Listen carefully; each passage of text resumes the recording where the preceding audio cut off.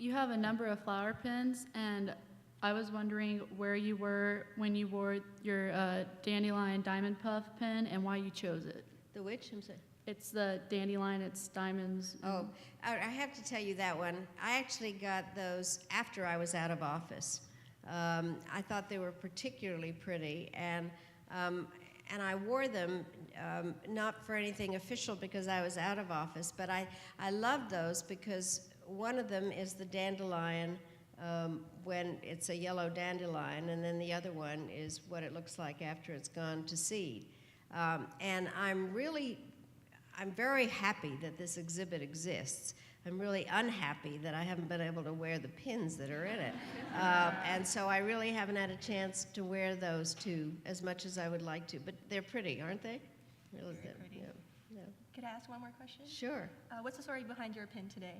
Well, my pin today is a bird, but the reason that I wore it is because President Clinton gave it to me for Christmas. So I thought it was a nice thing to wear today in his center and library, and but it's really fun. I have to tell you, I just generally on pins, because it doesn't go away, I just came back from Russia, and I had a pin that's a knot, and I wore it. I was meeting with the Russian foreign minister, and I walk in. He had actually been ambassador to the United Nations before, so he knew about the whole pin thing. And he said to me, "Why are you wearing that pin?" And I said, "It's our bond." And so we then sat down, and he said, "You mean James Bond?" And I said, "No." And then he said, "Well, are these the oil pipelines that are all tied up?" And I said, "No, it's our friendship, and it was given to me by your predecessor." So he got the idea, but there's always something that goes on. Pins got me into trouble a little bit, especially in Russia. What happened was that I very much disagreed with Russia's policies on Chechnya. And when President Clinton and I went there in the summer of 2000, there is a hysterically funny picture that actually came earlier during the NATO 50th anniversary where President Clinton and Secretary Cohen and I were sitting on a sofa and talking about something, and a photographer came in, and President Clinton thought that we should be quiet in front of the photographer, so he put his hand over his mouth, and then Secretary Cohen decided to put his hand over his ears, so I put my hands over my eyes, and we looked like the three monkeys, the hear no evil, see no evil, speak no evil monkeys. So I went out and I bought 3 monkey pins. And when we went to Russia, I had the monkey pins on, and President Putin said, "So we always notice what pin Secretary Albright wears. Why are you wearing those monkeys?" And I said, "Because of your Chechnya policy." And he got really mad at me, and he said, "You shouldn't be talking to the Chechens," and President Clinton kind of gave me a dirty look, so they sometimes got me into trouble.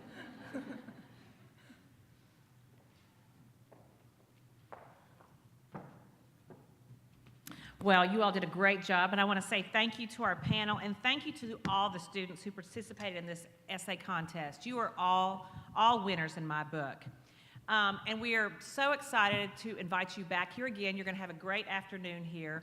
But as you know, on April the 8th, you all are being invited back here to participate in a special protocol lesson with a current protocol officer at the State Department who also served under Secretary Albright. Her name is Laura Bowen Wills, and she's actually from Little Rock. So she'll be coming back here to spend an afternoon with you, and then you are going to experience something that most people never, ever get to experience in life. We are going to recreate for you all an actual White House dinner.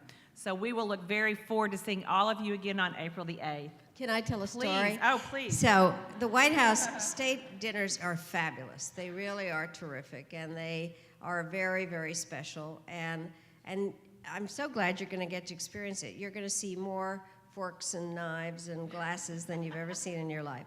But they are a little bit complicated in terms of the protocol. And what they do is usually put somebody, they have, I don't know how they're going to do it, but they have often round tables, and they put somebody that understands what state dinners are or have ever been to a state dinner at the table, so that people that don't know what to do with all the knives and the forks and the things have somebody to look at.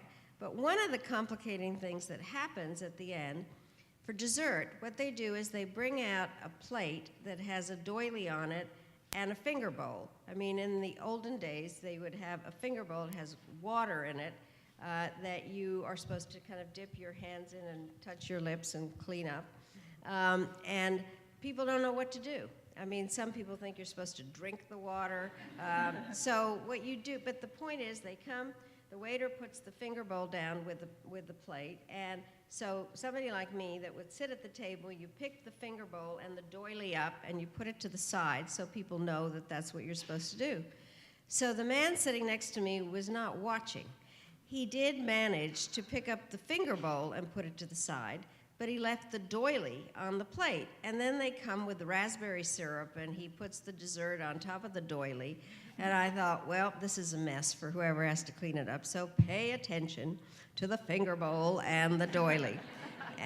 But it is, you'll see, they use beautiful china, and they're usually very pretty flowers, and it's a lot of fun, so you'll enjoy it, but don't drink the finger bowl. Thank you. Thank you all so much. This was just a great experience, and congratulations to everybody.